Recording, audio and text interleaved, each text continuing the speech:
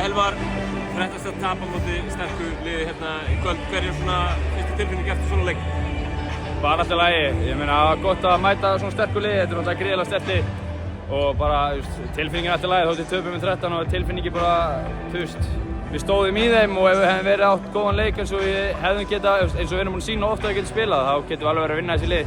Við eigum alveg helling inni og fyrir þennan leik finnst mér. Ég meina, þeir voru að taka alltaf mikið sóknum frá okkur og ef við náum kannski stjórnina því þá verðum við bara flottir held ég sko.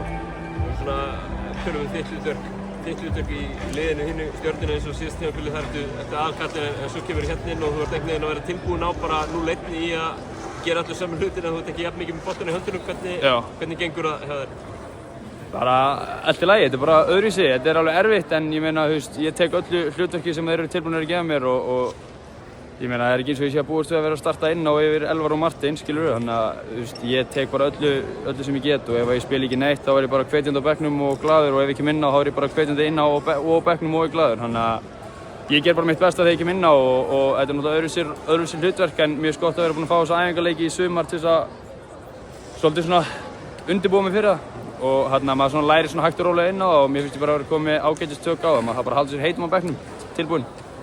Virtist þið nokkur, ég meina Almar átti flotta myndir fyrir að koma inn, þú átti flotta myndir, Arnar komið flotta myndir inn á bekknum líka. Þið virtist bara margir vera tilbúinir að koma inn þráttur að vera kannski aðeins kaldara heldur en þeir sem voru að spila.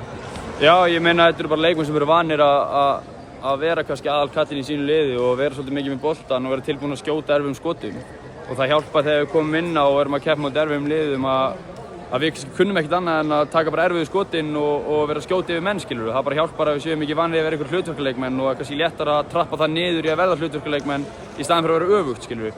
Þannig að ég held að séu bara nokkrir í minni stöðu í þessu liði og mér finnst bara allir sem koma inn á að vera mjög tilbúnir og bara hvetjum bakið okkur sko.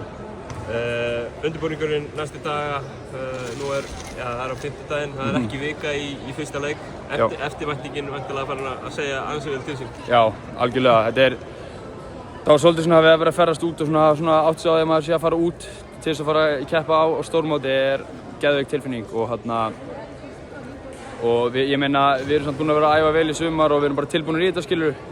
En ég get alveg lofað því þegar við erum mættir til Póllands þá verða tilfinningarna mjög háar og við verðum mjög spenntir og hvað þá þegar við löpum í nýttadúsu og byrjum að sjá Íslendinga í stúkunni og allt það verður bara algjörlega geðveikt og við bara getum ekki beðið. En við hefum nokkra daga eftir í æfingum og við munum nýta það vel og síðan verðum við bara tilbúinir.